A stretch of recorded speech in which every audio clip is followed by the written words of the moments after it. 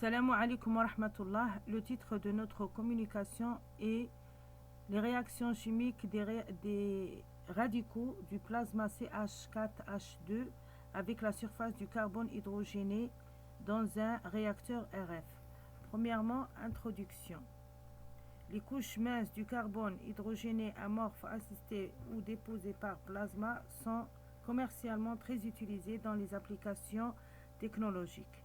Dans notre travail, nous nous intéressons au calcul des constantes des réactions des radicaux avec la surface lors de la croissance du film carbone hydrogéné amorphe.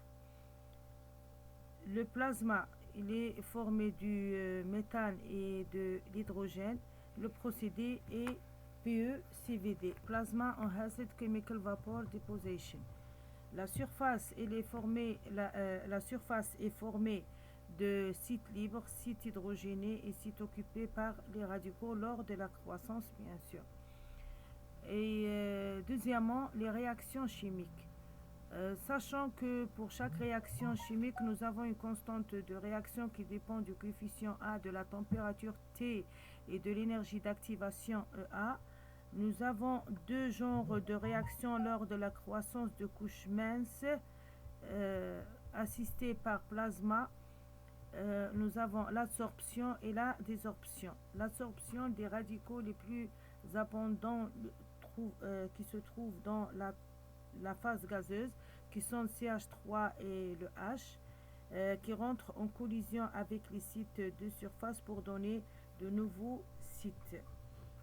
La désorption se fait par l'élimination des radicaux carrément de la surface ou par l'élimination de l'hydrogène avec d'autres éléments.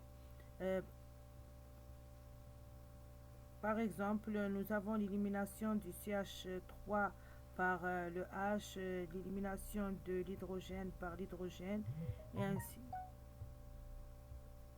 Comme résultat, nous avons trouvé que la constante de réaction des radicaux qui rentrent en collision avec les sites libres et les sites occupés par des radicaux de surface ne dépend pas de la température.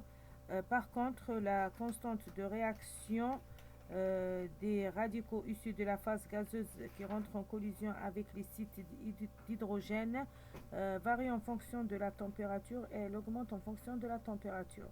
Pour la désorption ou l'élimination de l'hydrogène de la surface, les constantes de réaction varient en fonction de la température et elles augmentent.